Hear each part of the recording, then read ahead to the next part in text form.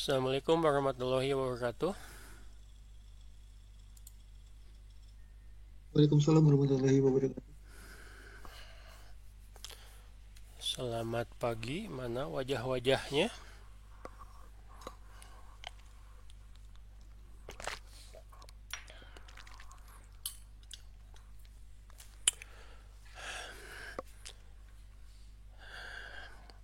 Baik, kita mulai kuliah hari ini. Sehat-sehat saja.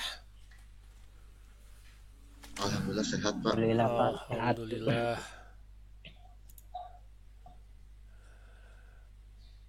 Ada berapa orang nih? Siapa yang belum masuk?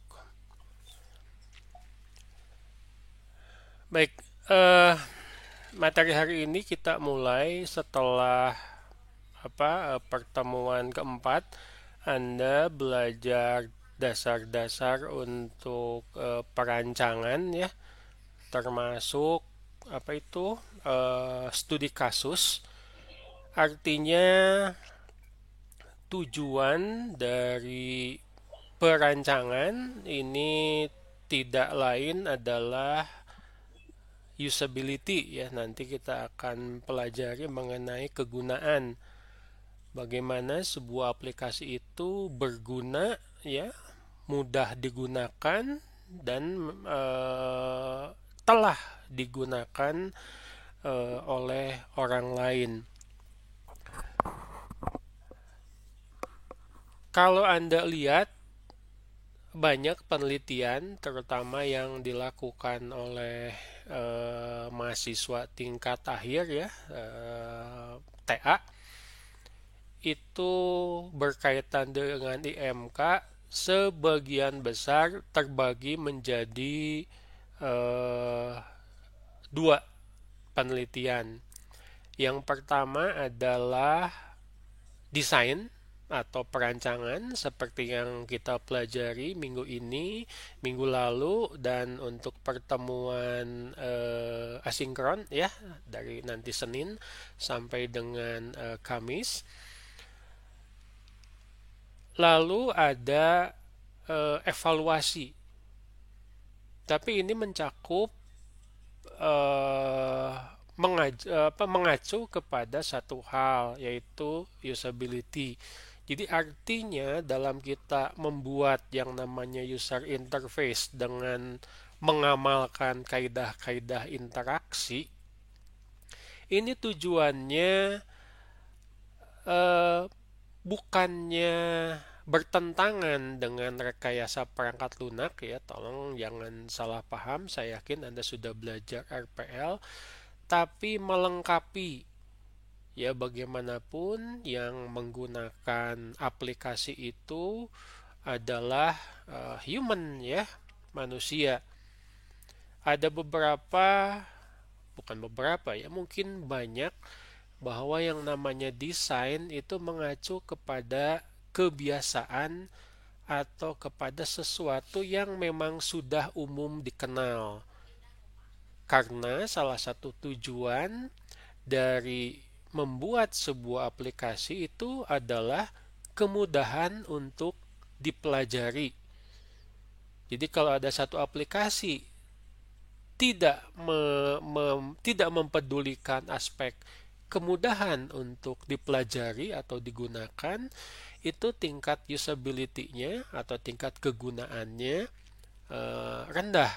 Ya berarti nanti kalau didesain atau dievaluasi ya menjadi sesuatu yang tidak bagus.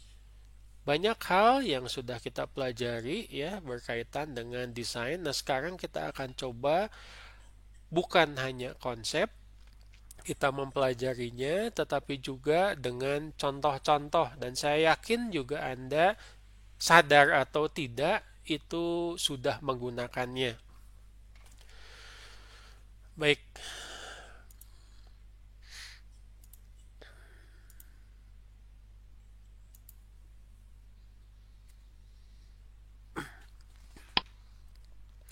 ini materi kita hari ini. Jadi deskriptif menyebutkan bahwa kita akan belajar perancangan user interface. Betul bahwa hari ini kita belum belajar langsung mengenai usability, tapi Anda harus juga melihat apa kira-kira yang harus diperhatikan dalam desain, ya. Baik, kita mulai bisa lihat ininya PowerPoint-nya. Coba. Bisa, Pak. Baik, kita kuliah ini hanya akan belajar mengenai empat ya. Sebetulnya ada yang sekilas sudah dibahas di pertemuan materi kuliah yang lalu. Yang pertama adalah perancangan navigasi, yang kedua adalah perancangan layar dan layout, yang ketiga adalah perancangan penampilan, dan yang keempat adalah affordance, yaitu nanti kita lihat apa sih maksudnya affordance itu. Yang pertama, ini adalah hal yang umum ada dalam sebuah tayangan user interface. Yang pertama adalah widget ya, atau ini singkatannya dari window gadget. Pilihan widget yang sesuai dengan menu dan tombol yang akan membantu untuk mengetahui cara menggunakan pilihan atau tindakan tertentu. Jadi kalau Anda lihat hampir semua aplikasi ini tidak cukup hanya membuat menu dalam bentuk teks, tetapi juga dibantu dengan menggunakan icon. Jadi jika teks misalkan menimbulkan keraguan, tetapi dengan bantuan adanya icon atau ikon ya, ini akan membuat user lebih paham, lebih pasti misalkan untuk memilih sebuah menu. Tentu saja juga ada layar atau Windows ya.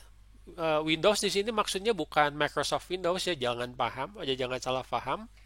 Tetapi sistem Windows baik di Linux, baik di Android ataupun di Mac ya, di Apple, pengguna perlu menemukan hal-hal yang dibutuhkannya di layar, lalu memahami ya bagaimana tombol-tombol atau menu itu dikelompokkan berdasarkan sesuatu yang logik. Maksudnya adalah pada saat Anda menyusun menu itu harus memperhatikan salah satunya adalah arsitektur informasi dan pengelompokan. Harus sesuai. Contoh Anda sendiri bisa lihat kalau misalkan ngetik pakai Word, kalau menunya file, artinya di bawahnya segala fungsi dari aplikasi tersebut yang berhubungan dengan file dikumpulkan di sana. Jangan ada yang aneh-aneh yang selain file. Ya, kalau ada menu edit, ya berarti yang editing semua di sana. Jangan ada mendadak di edit ada file atau di file ada edit, itu akan menyulitkan orang. Sama seperti Anda mengumpulkan ya mungkin kalau ingat hari Lebaran kali ya, Anda lihat toples-toples kue, masih ingat? Bukan masih ingat lagi Pak, katanya. Wah, itu yang diharapkan tiap Lebaran. Anda pasti mengumpulkan kue dengan jenis yang sama di toples yang sama. Kacau rasanya Lebaran kalau Anda mengisikan berbagai macam kue ke toples yang sama. Orang nanti bingung, hanya untuk mencari saja itu sudah butuh waktu. Bahkan kue semacam kongguan ya, yang kuenya segala rupa ada dalam satu kaleng, itu bahkan disusun sedemikian rupa rapi dan sesuai dengan kue apa yang harus disusun di sana. Itu mungkin cuma analogi saja ya. Lalu juga user harus memahami navigasi ya. Pengguna harus dapat memahami apa yang terjadi ketika tombol ditekan dan memahami posisi dalam interaksi. Pada saat sebuah tombol ditekan, apa yang terjadi? perubahan apa yang diharapkan, dan perubahannya juga harus sesuai dengan harapan user. Dan terakhir, tentu saja aplikasi juga tidak bisa lepas dari lingkungan sekitar. Maksudnya apa? Ya Anda ngetik pakai Word. Mungkin mau di-save di hard disk. Mungkin langsung mau di-save di USB. Ya itu harus bisa diidentifikasi oleh aplikasinya. Misalkan Anda ngetik di Word, terus kumpulan kalimat yang Anda ketik itu mau copy paste ke misalkan PowerPoint. Itu harus bisa, bukan hanya kepada sesama aplikasi buatan Microsoft misalkan, tapi bahkan untuk aplikasi yang non Microsoft itu bisa dengan mudah dilakukan. Jadi itu ya, widget, window gadget, lalu Windows, navigasi, lalu environment atau lingkungan. Ini contohnya saya kopas ini dari aplikasi Photoshop ya, kebetulan waktu itu pakai, jadi saya langsung bisa melihat. Ini umum ada di aplikasi. Yang pertama adalah menu. Menunya namanya image. Yang berkaitan dengan image atau potret atau picture atau gambar ini dikumpulkan di sini. Ya. Kalau file di sebelah sini. Nah, untuk editingnya tidak cukup hanya dengan menggunakan menu dalam bentuk teks. Tapi ternyata akan lebih mudah bagaimana menunya ini dalam bentuk icon. Jadi bentuknya itu seperti organigram ya, menu itu alias seperti hierarki. Lalu ada fungsionalnya, tentu saja juga diatur oleh peran. Mungkin dalam beberapa kasus itu adalah tipe pengguna dan dekomposisi modul. Coba Anda perhatikan di sini. Misalkan alat-alat kakas yang diwakili oleh icon untuk menggambar. Ini mereknya adalah Photoshop. Tapi kalau Anda menggunakan aplikasi lain yang bukan Photoshop dan bukan buatan Adobe, Paint misalkan, atau Corel Draw misalkan, Anda bisa melihat seakan-akan ada kesepakatan bahwa icon yang dipakai itu mesti mirip-mirip seperti ini. Ya. Jadi misalkan contoh saja nih, kalau untuk menempatkan teks dalam sebuah gambar, ikonnya pasti huruf T. Aplikasi gambar apapun pasti mirip-mirip.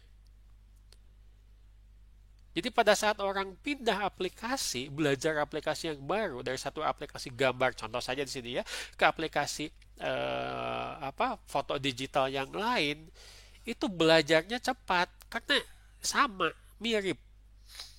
Meskipun tidak 100% ya, ada perbedaan tergantung dari tipe aplikasinya, tapi kita melihat ini akan meningkatkan aspek usability, aspek kegunaan, kemudahan untuk dipelajari, sehingga apa yang tadi saya sebut bahwa user interface akrab atau user friendly, ini contohnya.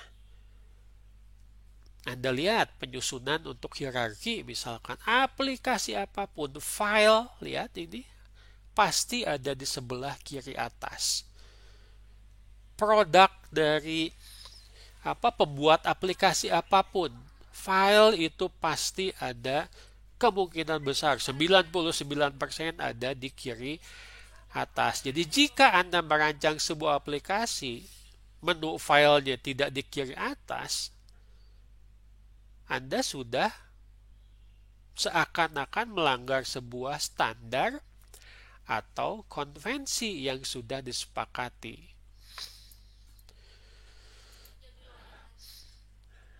Nah, bahwa navigasi juga harus memperhatikan skenario atau urutan-urutan termasuk juga interaksi dengan pengguna.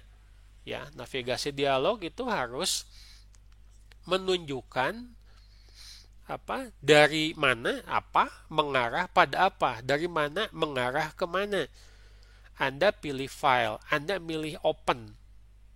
Klik open itu akan membuka Windows baru untuk mencari file. Itu maksudnya.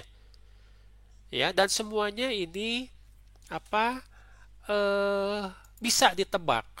Aplikasi apapun, jika Anda pilih file, pilih open, itu pasti membuka menu baru, Windows baru untuk mencari file. Akrab. Ya, tunjukkan apa yang terjadi dan kapan.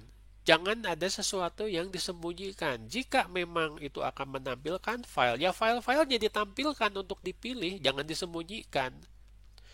Mungkin ada pilihan.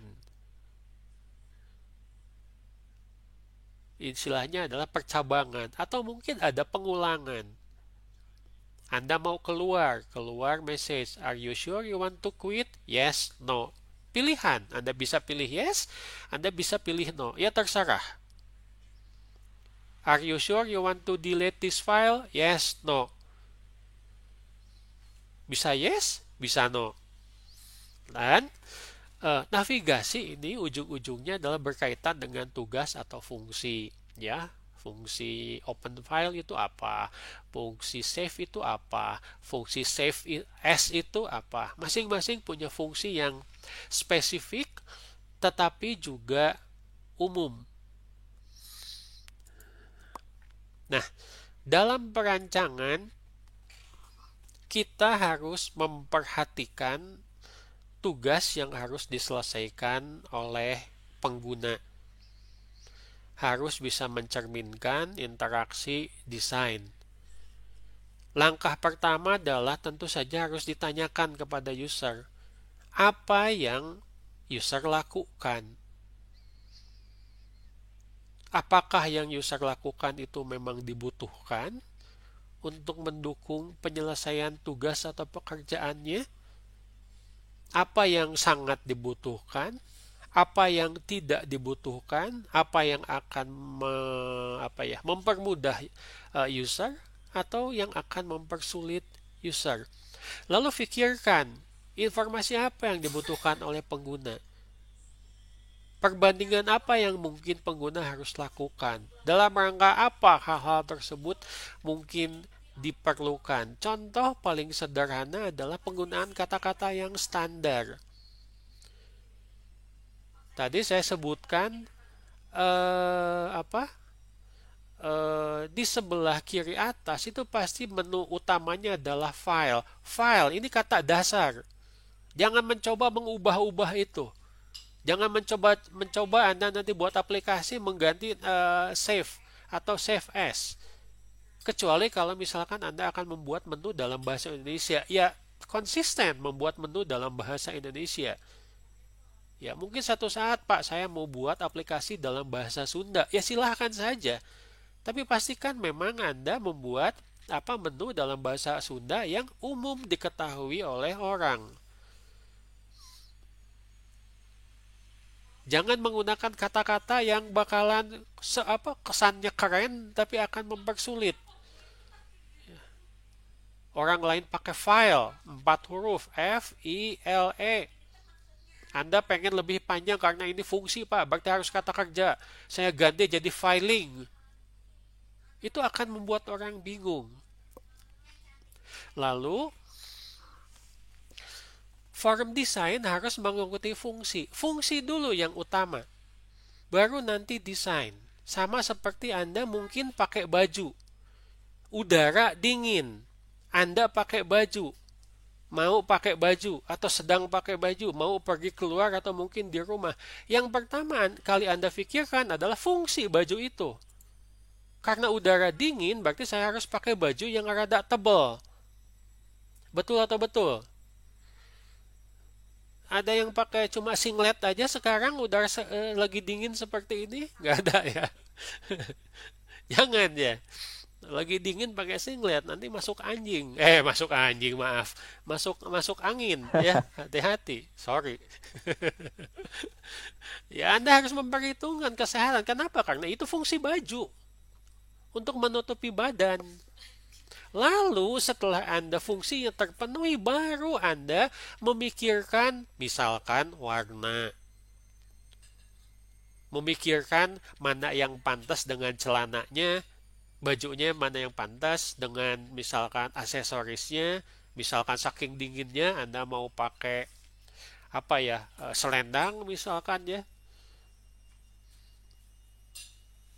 Jangan sampai juga urutannya ya, jangan sampai Anda pakai pakai baju hangat dulu baru pakai singlet, itu salah ya. Seharusnya Anda pakai singlet dulu baru pakai baju, aneh nanti ya.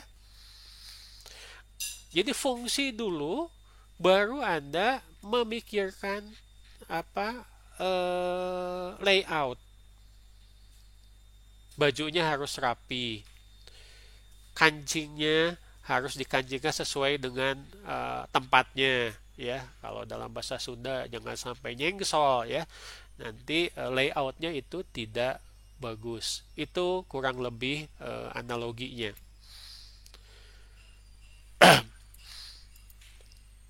Nah, kenapa kita butuh yang namanya perancangan layar dan layout? Kakas untuk tata letak, alat visual yang tersedia untuk membantu pengguna dengan mudah untuk membaca atau berinteraksi dengan layar. Harus ada pengelompokan, harus ada struktur, harus ada urutan kelompok dan item termasuk dekorasi. Contoh, Anda melakukan transaksi elektronik. Misalkan Anda transfer menggunakan e-banking atau Anda melakukan apa ya, belanja makanan pakai GoFood atau Anda melakukan transaksi e-commerce, misalkan belanja lewat Shopee. Satu, Anda pasti akan mendapat yang namanya invoice. Apa invoice teh? Kwitansi mungkin ya kalau dalam bahasa kita. Satu, kwitansi yang umum atau bond yang umum yang kita terima hasil dari sebuah transaksi itu jangan jauh berbeda dengan invoice yang memang suka kita terima dalam bentuk kertas. Betul ada pengelompokan? Coba bayangkan Anda belanja ke minimarket, ya, ke Indomaret misalkan, Anda terima kwitansi, atau Anda melakukan transaksi, ada print out-nya lewat ATM. Betul ada pengelompokan? Betul ada struktur? Ada, Pak. Sehingga apa? Satu, mudah dibaca, dua, mudah dimengerti, mudah diinterpretasikan, sehingga tidak ada nanti yang namanya salah persepsi. Termasuk yang membuat perancangan tersebut terlihat resmi itu adalah dekorasi. Apa itu dekorasi? Nih contohnya. Ada lambang perusahaan.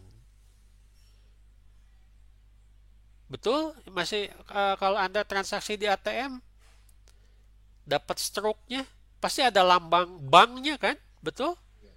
Bukan hanya nama bank, tapi ada lambangnya. Itu adalah dekorasi.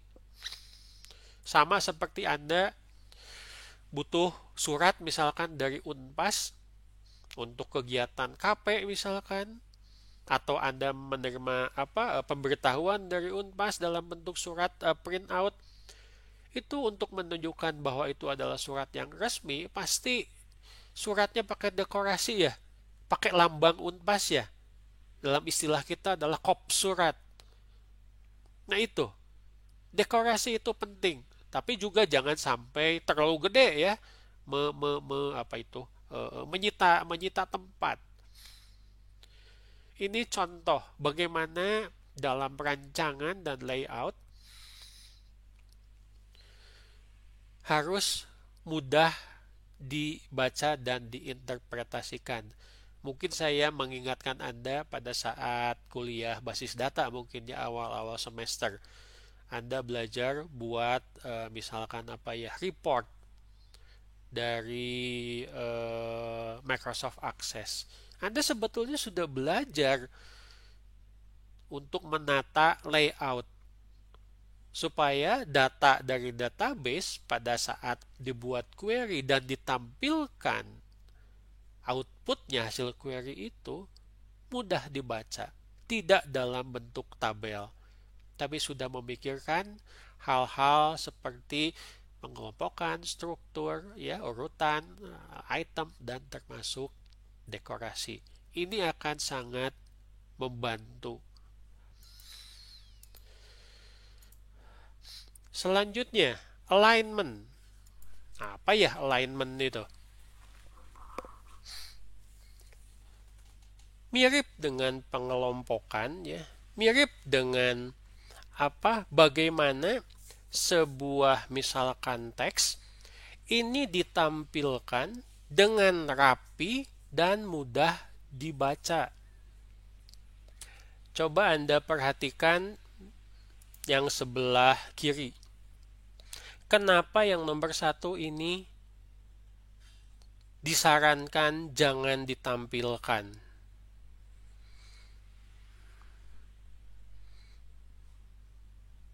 Kalau Anda nanti nulis tugas akhir, KP atau penelitian, itu ada aturan bahwa nama itu harus mengacu kepada aturan internasional, di mana nama belakang itu dipisahkan dengan nama depan.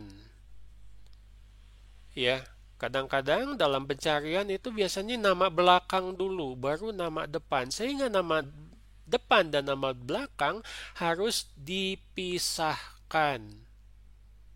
Kenapa? Memudahkan pencarian, karena kebiasaan orang seperti itu. Ya, contoh, Anda nyari buku rekayasa perangkat lunak ke perpustakaan, pasti Anda nanyanya ke pengelola perpustakaan, ada buku software engineering karangan Pressman. Pressman itu nama belakangnya, bukan nama depan, tapi memang begitu. Ya, Anda tidak salah, memang itu umum hal yang dilakukan. Sehingga nomor 2 dan nomor 3 ini adalah yang bagus dari sisi alignment. Ditampilkan harus seperti ini. Coba lihat yang sebelah kanan. Menurut Anda, mana yang salah?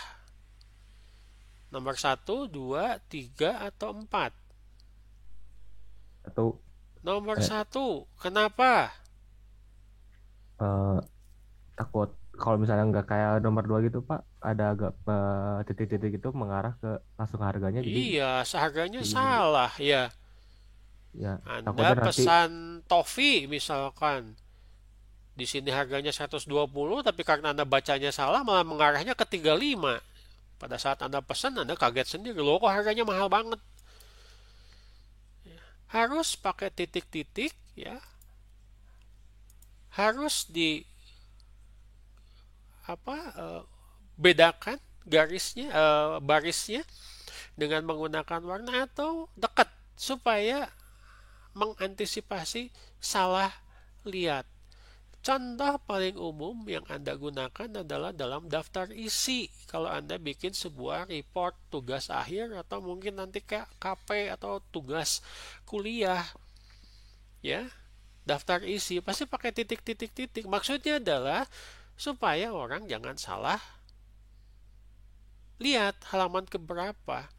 Kalau Anda buat e-commerce, pastikan bahwa antara nama barang dan harga itu juga tidak terlalu jauh. Kalau rada jauh ya begini, pakai alat bantu supaya tidak salah. Ya, apalagi kalau lihatnya pakai smartphone, tulisannya tidak terlalu besar ya, kemungkinan salah itu menjadi semakin besar juga. Ini adalah alignment.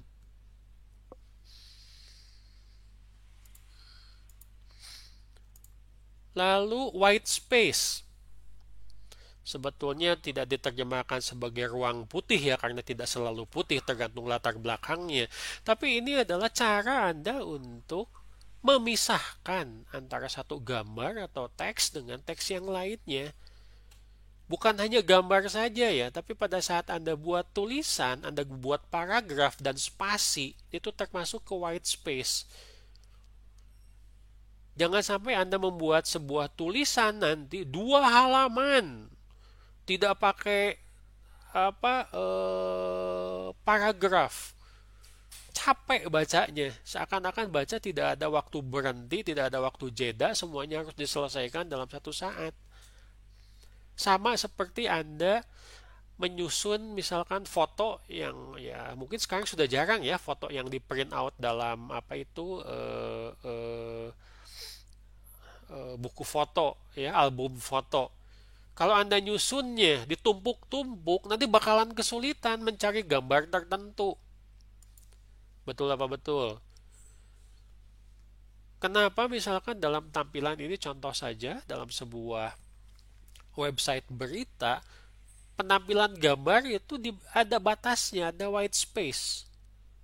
Jangan sampai nempel-nempel. Nanti orang bingung apakah ini satu berita yang sama atau berita yang berbeda. Anda kalau buat laporan ya, bikin gambar, menyisipkan sebuah gambar, misalkan pakai yang nomor 3 seperti ini. Jangan sampai gambarnya itu nempel dengan teks. Ada batas sehingga lebih mudah dibaca. Tampilannya lebih bagus. Ingat, kalau Anda buat tulisan, bukan cuma tulisannya bisa dibaca, enak dibaca, mudah dimengerti, tapi tampilannya juga rapi. Mahasiswa sudah sampai dengan tingkat-tingkat akhir, saya minta laporan tugas, cuma untuk rata kiri, rata kanan saja kok susah ya. Padahal kan tidak cuma butuh 2 kali klik mungkin di Word-nya. Select all, tinggal rata kiri, rata kanan, sudah beres. Kesannya tidak rapi. Ya, ada mahasiswa buat tulisan 2 halaman itu tidak pakai tabulasi. Bahkan yang lebih parah ada yang spasinya beda-beda. Halaman pertama spasinya 1,5, halaman berikutnya mungkin lupa untuk di-arrange. Jadi 1 spasi. Tidak rapi. Ya, mungkin kalau dalam bahasa Sundanya kita kenal istilah sareksek. Coba bayangkan, Anda cukuran. Tapi hasil cukurannya wajah Anda sebelah kanan itu sedikit lebih panjang dari rambut Anda yang sebelah kiri. Mau? Padahal Anda tidak luka loh pakai seperti itu. Ya, mau Anda kumisnya yang sebelah kanan sudah dicukur, yang sebelah kiri masih ada kumisnya. Berani Anda jalan-jalan ke jalan? Keluar rumah pakai sebelah kumis? Tuh yang lain Panandang mau ketawa ya, Aditya ketawa. Ya sama ya. Takut semuanya juga. Itu white space-nya nggak benar itu, ya tidak rapi. Orang itu malah pengen yang waduh itu yang namanya kumis tuh ya diukir sedemikian rupa sehingga kiri dan kanan itu sama persis. Ya kurang lebih sama lah. Kita lihat juga faktor keindahan alias faktor estetika. Baik itu untuk white space ya. Ini contohnya dalam desain sebuah web biasanya. Anda menempatkan, paling umum itu adalah penempatan sebuah foto atau sebuah gambar atau diagram. Pastikan antar teks, gambar, dan teks berikutnya itu ada white space. Ada pembatas. Mencontoh ke pembuatan laporan di yang kita print di kertas. Selanjutnya, ini contoh saja perancangan penampilan ya. Saya mencontoh yang ada di Windows. Cara penyajian informasi pada layar tergantung pada jenis informasi. Baik teks, angka, peta, misalkan tabel, gambar ya. Lalu bagaimana dukungan teknologi itu bisa membuat untuk misalkan pencarian. Tidak cukup hanya dengan jenis filenya saja, tetapi juga misalkan Windows Explorer itu bisa diset, dipilih untuk menampilkan tampilan awal dari sebuah file. Misalkan di sini tampilan PDF ya, sebuah e-book. Sehingga mudah untuk dicari.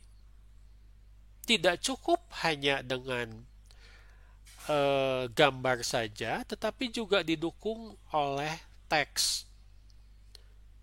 Tidak cukup hanya dengan gambar dan teks, tapi pada saat Anda dekati kursornya, itu metadatanya keluar. Apa itu metadata? Nama file, jenis file, ukuran besarnya file, itu kurang lebih metadatanya meskipun tidak lengkap, tapi ada. Itu akan sangat membantu dalam pencarian. Saya yakin laptop Anda itu mungkin ratusan ribuan, mungkin puluh ribuan file. Foto, PDF, ya, file Word, Excel. Bagaimana caranya? Rancangan aplikasi dalam hal ini adalah user interface itu bisa memudahkan.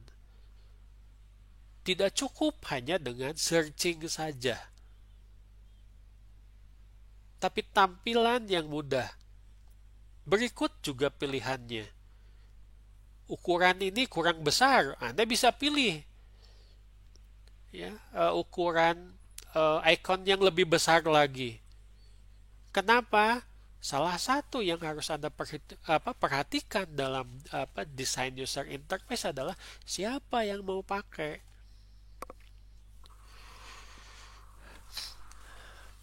Sebentar.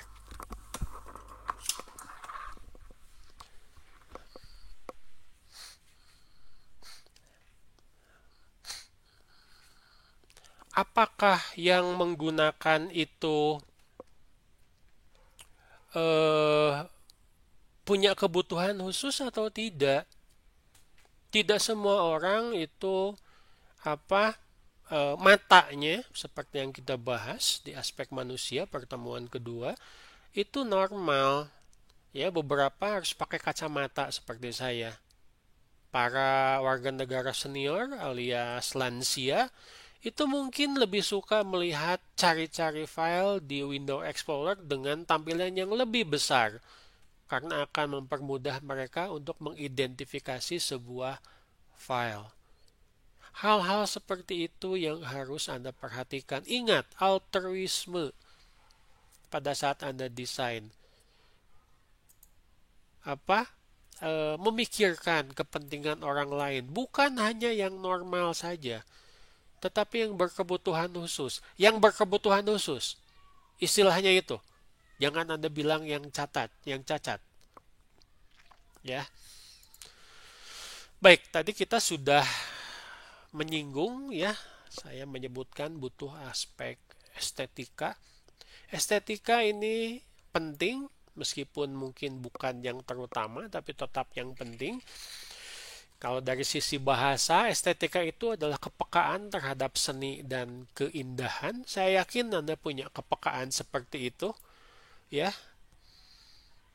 Bahwa pada saat Anda pakai baju, Anda sudah pakai baju yang warnanya sesuai.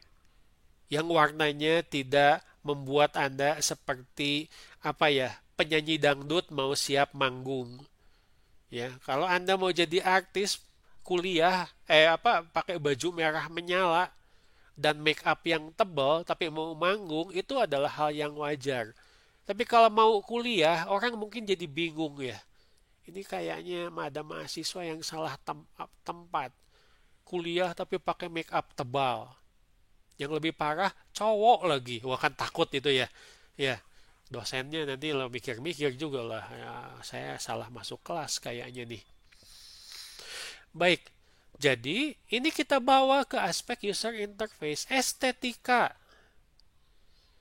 kerapihan. Anda menempatkan sebuah gambar tidak cukup hanya menggunakan white space, tapi gambarnya itu ditempatkan di tengah. Konsisten. Setiap gambar yang ada di laporan Anda ditempatkan di tengah. Kalau mau di tengah-tengah semua, kalau mau di pinggir-pinggir semua. Lalu, aspek yang berkaitan dengan estetika ini adalah desain grafis. Semenarik mungkin sehingga dapat meningkatkan kepuasan atau satisfaction. Ini salah satu kata kunci dalam kuliah kita. Kepuasan alias satisfaction. Orang yang senang melihat tampilan, senang melihat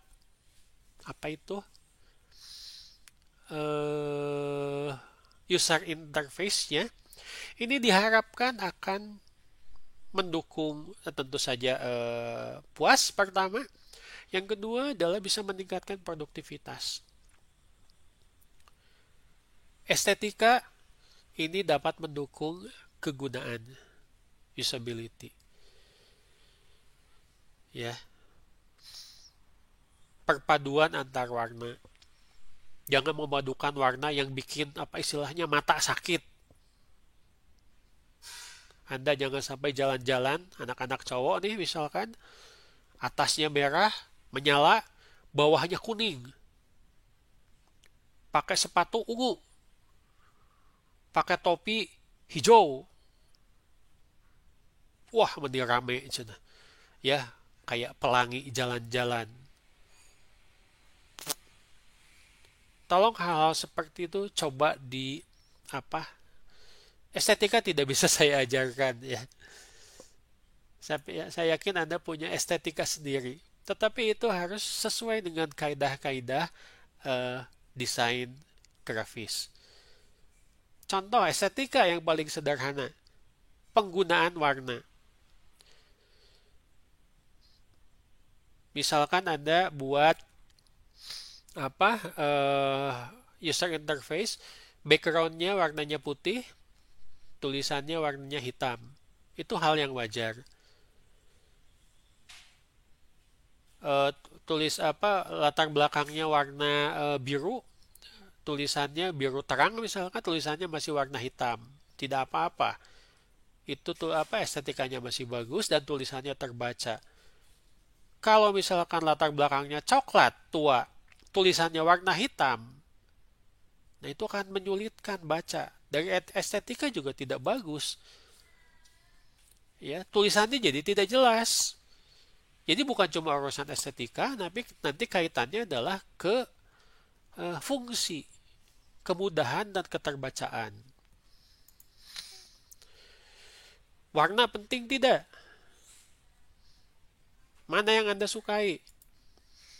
Lihat website yang hitam putih atau website yang berwarna? Silakan Anda gunakan warna, silakan Anda pakai bentuk-bentuk 3 dimensi, tetapi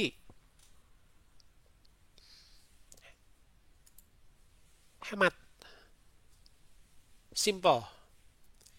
Jangan terlalu banyak menggunakan warna, terlalu ramai tidak bagus.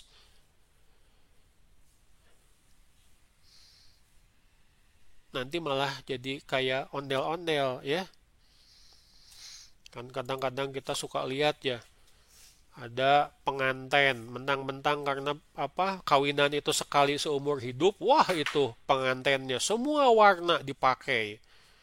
Sampai tamu-tamu itu pada silau melihatnya. Kan itu tidak bagus. Ya. Jadi dari sisi estetika juga, dari sisi keindahan, maksudnya mau indah, ya malah jadi istilahnya norak kali ya kalau dalam bahasa umum.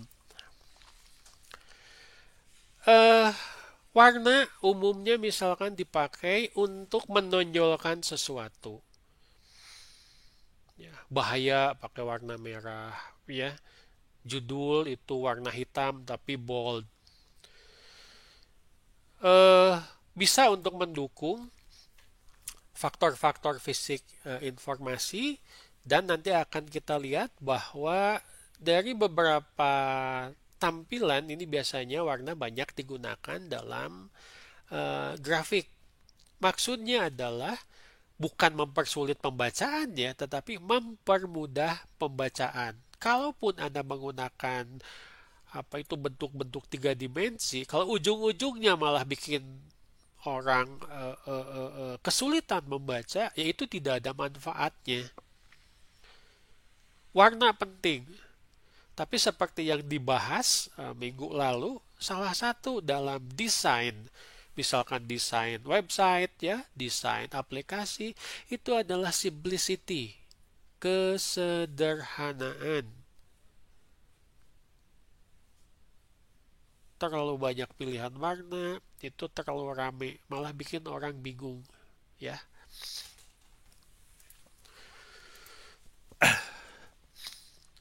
Nah, bukan tidak mungkin Anda nanti akan merancang sebuah aplikasi. Ini contohnya adalah website ya di situ yang bentuknya form based interface, antarmuka yang seperti formulir atau form. Bentuknya mungkin seperti tabel ya, atau ada baris, ada kolom. Ini contoh saja ya.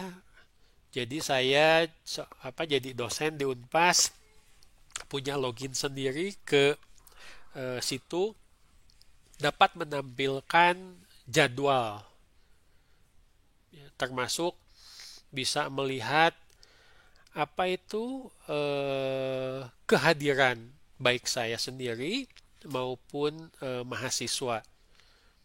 Bentuknya supaya mudah dilihat. Ini yang disebut sebagai form based interface. Nanti misalkan di akhir semester harus nilai mahasiswa, nanti ditampilkannya juga dalam form based interface. Anda misalkan melihat jadwal kuliah dalam satu semester atau beberapa semester, atau nilai Anda sendiri dalam beberapa semester, ini biasanya ditampilkan dalam form based interface. Mungkin tidak semuanya teks, mungkin di antara baris atau kolom tersebut bisa diselipkan gambar ya. Misalkan dalam daftar belanjaan atau daftar makanan ya yang akan Anda pesan melalui aplikasi GoFood misalkan, itu pada dasarnya adalah form based interface. Ada baris, ada kolom.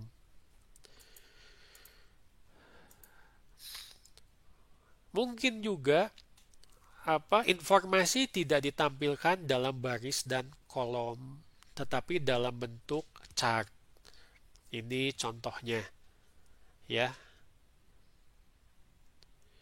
Ini line chart, ini pie chart. Perhatikan, betul ini menggunakan warna-warna, tapi warna-warnanya ditampilkan simple saja. Latar belakang masih putih sehingga Anda bisa identifikasi nilai dari sebuah informasi dengan lebih mudah. Anda mau tahu nih ya, di Unpas ini berapa yang lulus angkatan sekian, berapa yang diwisuda. Biasanya di situ ditampilkan dalam bentuk chart. dosen misalkan mau menampilkan pencapaian nilai mahasiswa dari tiap tugas, lalu mungkin praktikum, mungkin ujian, ya, supaya bisa mengetahui dengan mudah kondisi anak-anaknya, lalu dibuat chart per kelas. Itu adalah presentasi alternatif dari informasi yang umum digunakan baik dalam aplikasi maupun dalam website, ya.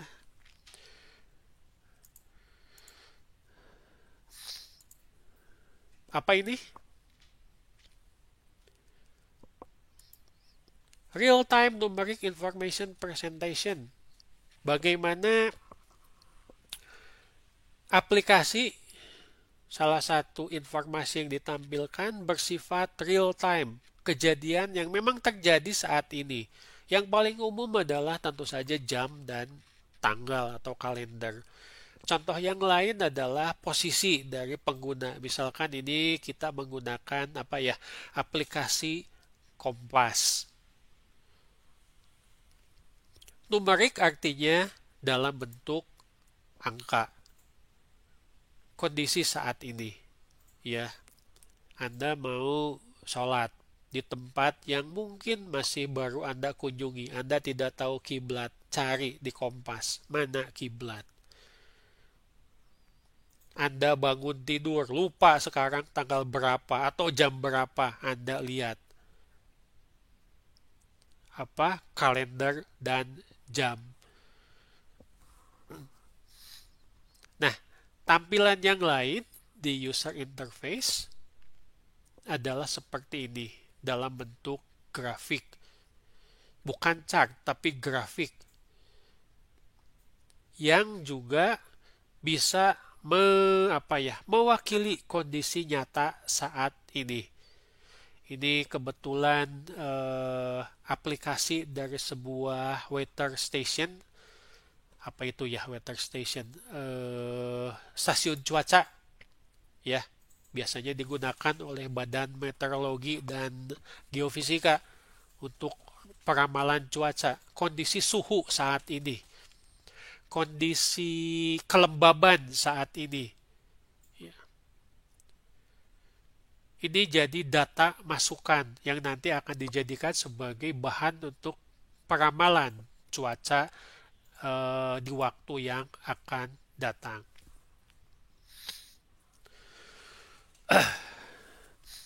Contoh yang lain apa ya? Kalau dulu di depan Borma Setiabudi itu ada stasiun pemantau polusi. Sekarang entah kemana ya. Masih ada gitu, saya juga lupa lagi, jarang memperhatikan. Di sana mungkin ada sensor-sensor yang berkaitan dengan polusi kendaraan bermotor. Ya, ada ukurannya. Nanti kalau polusinya melampaui batas tertentu, wah itu berbahaya. Ya. Di beberapa tempat itu ada jam digital umum yang bisa dilihat. Itu tadi berkaitan yang materi sebelumnya. Ada yang suhu, ya kalau tidak salah di Dago tuh, ya di tengah jalan ada bukan cuma menampilkan jam ya, tetapi juga menampilkan suhu. Itu memang dalam bentuk numerik. Tetapi yang untuk pantauan polusi itu dalam bentuk graphical information presentation. Itu bentuk grafik yang bisa dengan mudah dilihat dan diterjemahkan oleh pengguna. Saya yakin Anda pernah pakai ini. Minimal dalam sebuah website, input text box-nya itu adalah searching. Wajib ada. Itu menjadi standar dalam sebuah website.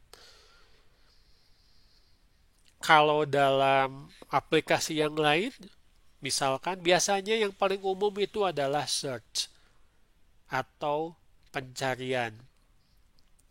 Mungkin juga misalkan input text box-nya adalah pilihan. Contoh misalkan, apa ya contohnya? Siapa yang pernah pakai aplikasi Basnas? Belum, Pak. Badan zakat ya, nasional. Ya, Anda mau apa? Memilih di input text box-nya. Memilih apa? Mau zakat, mau infak, mau sodakoh. Anda mau pesen tiket pesawat, Anda masukkan di input text box-nya. Anda mau pilih kelas bisnis, mau pilih kelas ekonomi, atau pilih kelas yang sangat murah, ya, tapi ngampar di sayap pesawat. Enggak bisa ya. Itu kalau Anda mau naik pesawat katanya biaya yang paling murah adalah ngampar aja lah di sayap pesawat sugan nepi. Ya, enggak, tidak. Umum seperti itu. Anda mau booking hotel, ya insya Allah ya nanti pariwisata hotel setelah pandemik itu bisa bangkit lagi. Anda booking online, Anda pilih mau apa nih kelas kamarnya, kelas apa deluxe misalkan, kelas VIP ya dan seterusnya. Biasanya dalam bentuk input text box.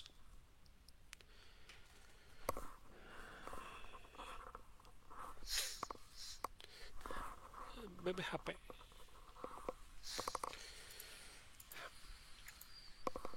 Ini juga hal yang umum, harus ada dalam interaksi. Siapa di antara Anda yang seumur hidupnya belum pernah melihat atau melakukan kesalahan dalam menggunakan aplikasi? Ayo ngaku. Nggak ada ya. Bahkan Anda memasukkan PIN ke HP Anda aja, ke smartphone Anda pernah salah, betul? Adalah hal yang wajar manusia itu melakukan kesalahan. Adalah hal yang wajar orang itu lupa. Anda dalam merancang user interface harus bisa mengantisipasi hal seperti ini. Tentu saja pesan kesalahan ini satu bisa disampaikan dengan singkat dan jelas. Dua, pesan kesalahan juga sebaiknya memberikan alternatif penyelesaian masalah untuk pengguna. Jadi bukan cuma disalahin ya, tapi juga dibantu. Ini saya contoh ya. Kalau lihat dari Microsoft Word, ini versi lama, ini panjang sekali. Orang itu bisa bingung. Tapi kalau lihat ternyata panjangnya itu karena si Microsoft Word memberikan saran untuk penyelesaian masalah. Ya kemarin saya baca berita katanya menurut survei Microsoft, netizen atau warganet Indonesia itu katanya salah satu yang kurang beradab.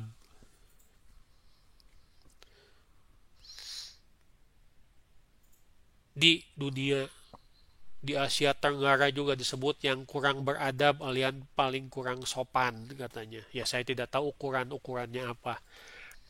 Ya.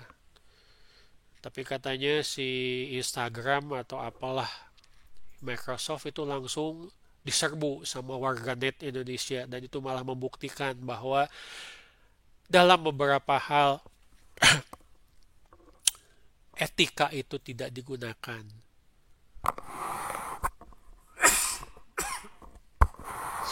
Salah satunya adalah orang itu, terutama orang kita, punya kebiasaan dengan mudah menyalahkan orang lain tanpa pernah memberikan alternatif solusi.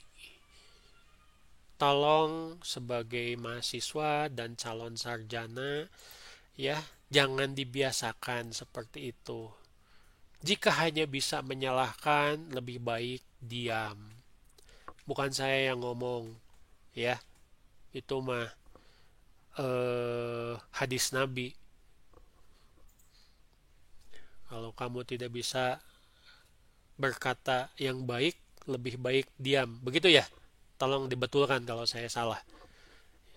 Nah, sepertinya hal ini tidak bisa sulit ya karena orang merasa apa? Tidak berhadapan langsung, merasa bahwa itu tidak beresiko. Tetap saja dalam interaksi baik langsung maupun menggunakan media sosial ya itu sama saja seperti kita ngobrol. Bukan artinya menggunakan media sosial itu kita dengan mudah menyalahkan orang lain tanpa kenal, ya tidak tahu orangnya, masalah apa, sebenarnya seperti apa. Tolong jangan jadi kebiasaan. Ya. Ini contoh saja bagaimana kita berinteraksi dengan baik. Betul pengguna itu membuat kesalahan yang saya yakin itu tidak disengaja. Jangan membuat panik, jangan langsung dihukum ya. Bikin salah sedikit, wah langsung dimarahi. Kamu nggak bisa ya pakai aplikasi ini. Udah keluar saja, waduh itu ya langsung tersinggung nanti. Berikan alternatif apa itu untuk memperbaiki kesalahan tersebut. Jika tidak, nanti juga kita akan belajar mengenai bantuan untuk pengguna. Baik, selanjutnya adalah tindakan pengguna dan kontrol. Pertama adalah biasanya pengguna itu memasukkan informasi dalam bentuk apapun. Ya, ada input. Ingat interaction framework atau kerangka kerja dari interaksi bahwa dari user pengguna itu pasti ada input. Ya, dalam bentuk memijit keyboard ya, menekan touchpad atau klik mouse. Lalu dari tampilan user interface dalam rangka mau memasukkan informasi tertentu itu juga harus mengetahui outputnya nanti seperti apa, mengetahui apa yang harus dilakukan. Nah, kontrol seperti ini supaya mudah dikenal dan mudah digunakan, ada satu istilah yang namanya affordance, yaitu kualitas dari sebuah objek atau lingkungan di mana pengguna bisa menggunakannya. Sebetulnya kata yang tepat di sini adalah biasa menggunakannya. Biasa menggunakan dengan apa? Biasanya berkaitan dengan apa? Desain dari barang sehari-hari yang umum Anda gunakan. Ini konsep ini dari Don Norman ya, affordance ini. Beliau menyebutkan affordance itu adalah the perceived or actual property of the thing.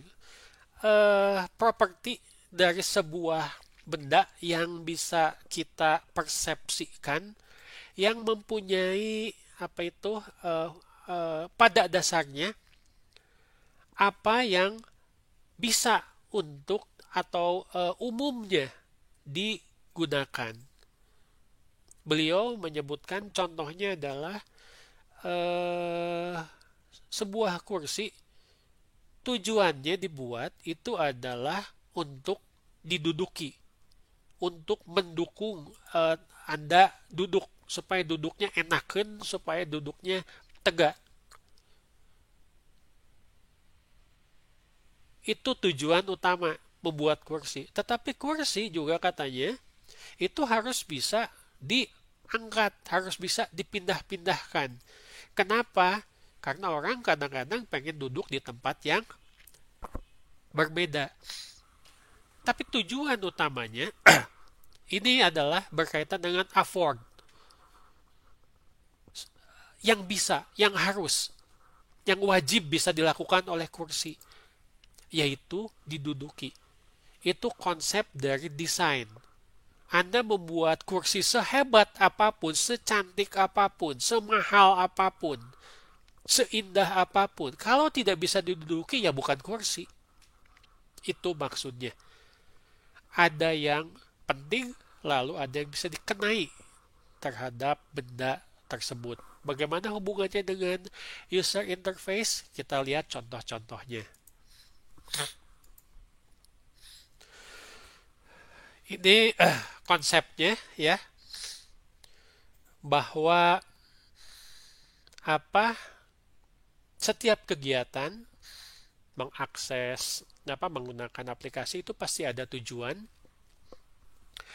ada maksud untuk menggunakan, ada urutan aksi, ada eksekusi.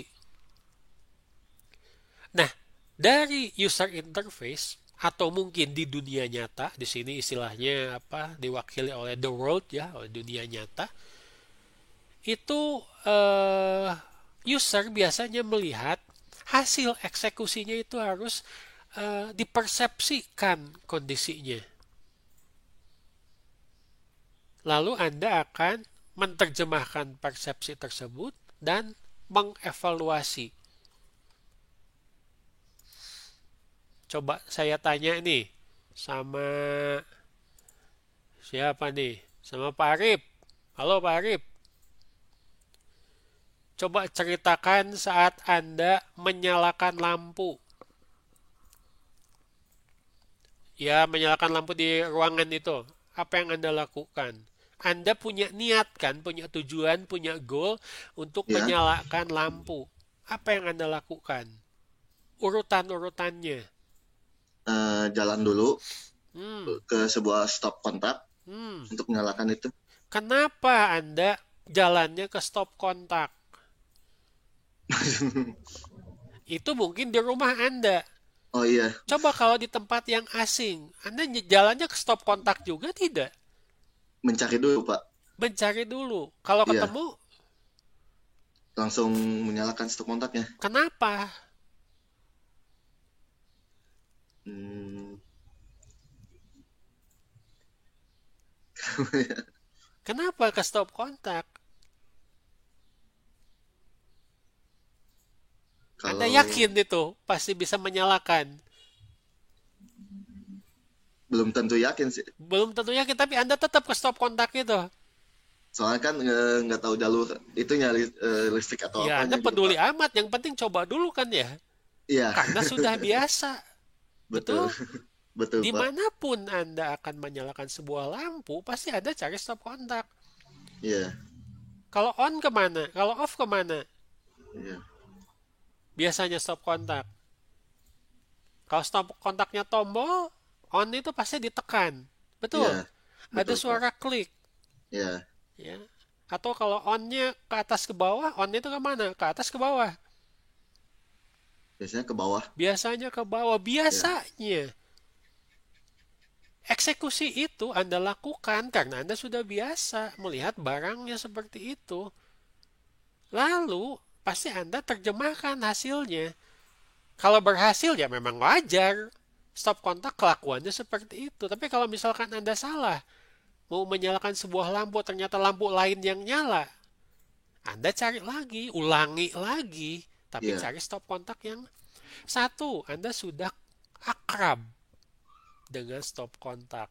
Dua, stop kontak memang kerjaannya, fungsinya, affordance-nya untuk on off lampu.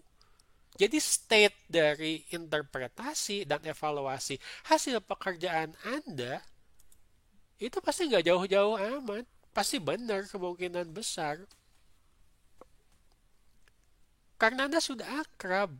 Dan memang benda itu fungsinya seperti itu. Ini yang coba kita terapkan di perancangan user interface. Istilahnya adalah affordance. Contoh,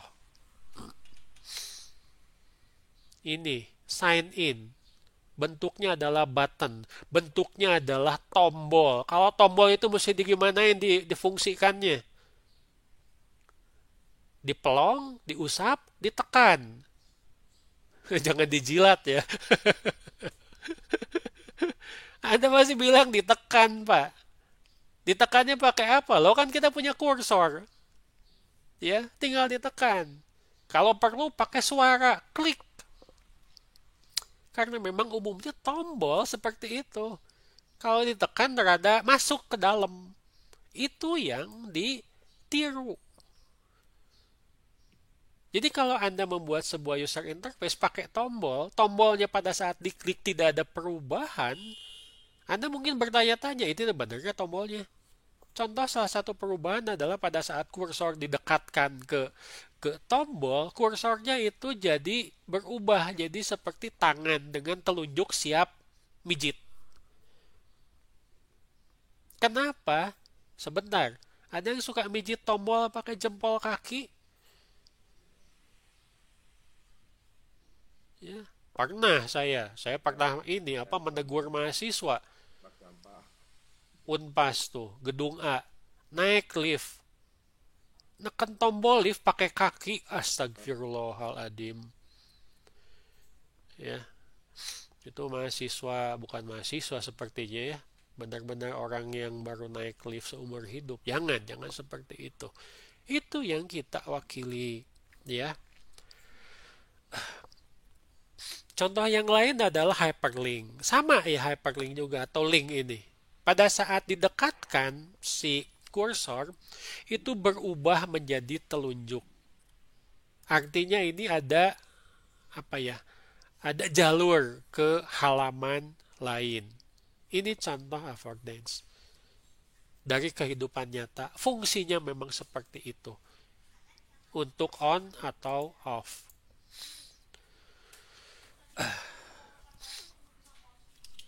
Siapa yang pernah lihat radio kaset zaman dulu yang bentuknya buat di meja tuh yang rada gede? Rata-rata untuk bass, untuk treble, untuk apa itu volume bentuknya sliders, digeser-geser seperti ini. Sampai sekarang ini di copy, dijiplak oleh aplikasi. Bahwa pada saat Anda mau mengeraskan volume, ini pasti pakai slider. Tambah keras ke kanan. Tambah apa dikecilkan volumenya ke kiri, digeser-geser, itu slider. Ya. Ini meniru. Tidak cukup hanya dengan slider, juga dibantu oleh informasinya oleh icon. Ini meniru konsep dari apa itu?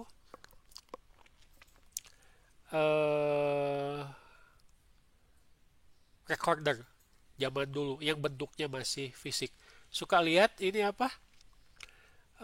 Video-video orang sedang merekam lagu di sebuah studio.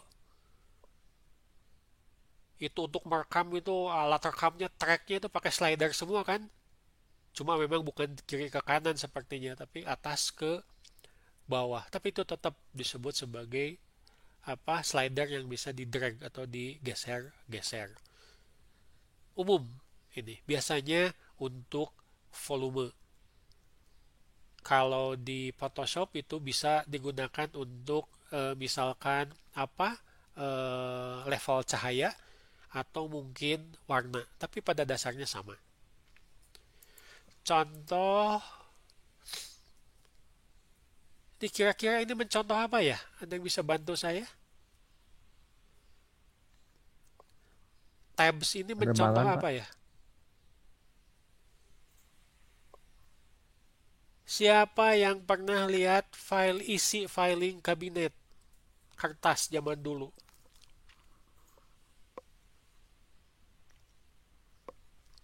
Ya, mungkin lihat di film-film lama lah. Seperti itu tidak.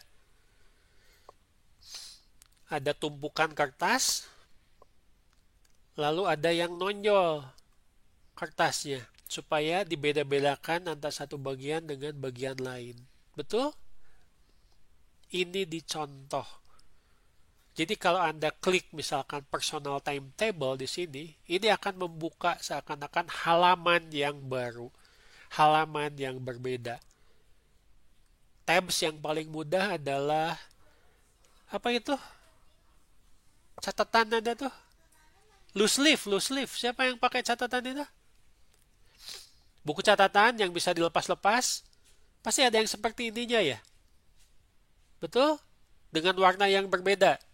Kok kayak yang Yang di bingung? binder-binder ya, Pak? Ya, binder. Ya, ini susah nyebut binder. Binder.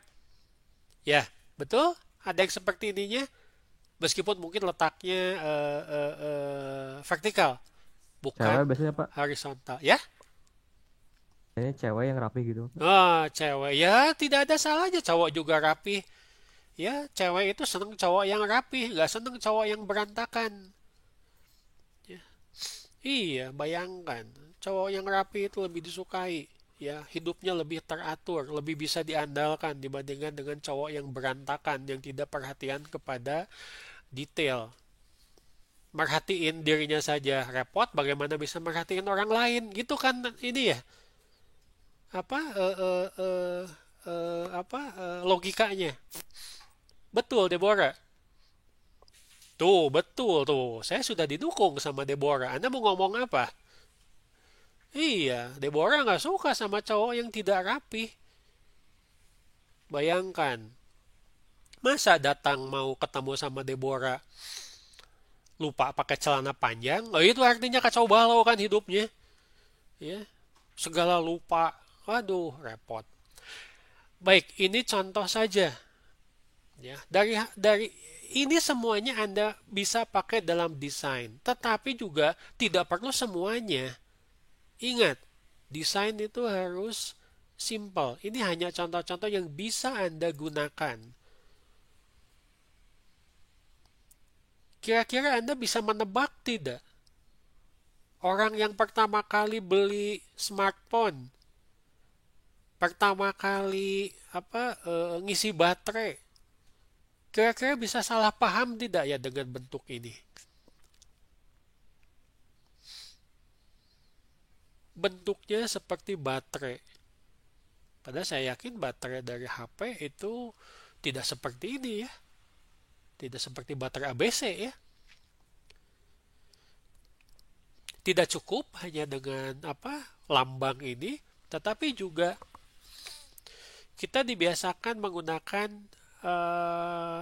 touchscreen slider on off, bisa digeser.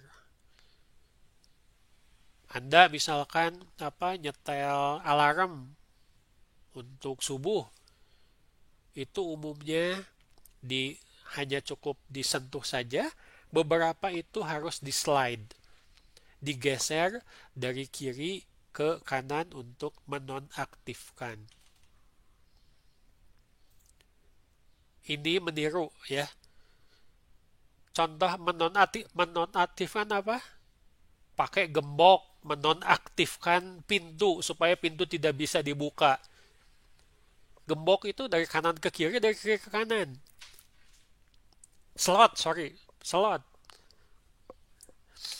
Umumnya adalah dari kiri ke kanan untuk mengunci, menonaktifkan. Ini ditiru.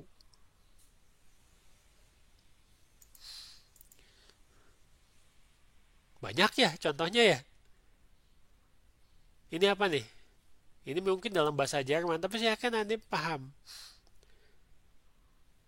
Pernah lihat apa ya? SPBU zaman dulu, sebelum si mesin bensin BBM-nya itu digital, itu pakai angka yang muter. Nih, istilahnya adalah spinable control. Ini ditiru dalam beberapa aplikasi karena lebih mudah memilih seperti ini kelihatan. Bisa diputar-putar kayak mesin slot gitu loh. Siapa yang punya apa itu tas yang pakai gemboknya kombinasi angka.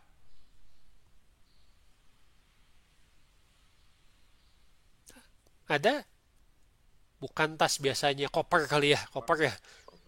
Udah di koper, Pak. Koper ya? Iya. Iya, Gini kan, iya, Pak. bisa digeser-geser. Akan sangat mempermudah. Ini ditiru. Kenapa? Karena memang fungsinya seperti itu. Untuk memilih perpaduan baik angka maupun huruf maupun misalkan di sini kasus ini adalah tanggal. Coba perhatikan di misalkan smartphone Anda. Ada tidak yang seperti ini? Coba ya. Nih contoh pada saat Anda eh, mau alarm. Bisa lihat nih alarm. Itu kan slide ya. Slide spinnable, sorry. Anda bisa putar-putar itu angkanya ke atas ke bawah. Dua kolom itu. Ya sama mencontoh. Itu biasanya memilih untuk menginputkan sebuah nilai supaya user tidak salah memasukkan. Anda bisa memasukkan aturan-aturan. Misalkan pada saat saya input waktu untuk chat di e-learning, itu pilihan waktunya dalam bentuk seperti ini. Jamnya mulai dari jam 1 sampai dengan jam 23. Jadi tidak bisa orang milih jam 23.30, nggak bisa. Lalu untuk menitnya itu per 15 menit. Menit 15, menit 30, menit 45, menit 60. Jadi tinggal memilih. Lebih mudah. Informasi mudah untuk diterjemahkan, mudah untuk diubah sesuai dengan kepentingannya. Oke, jadi itu adalah konsep-konsep yang bisa Anda gunakan dalam merancang yang namanya user interface.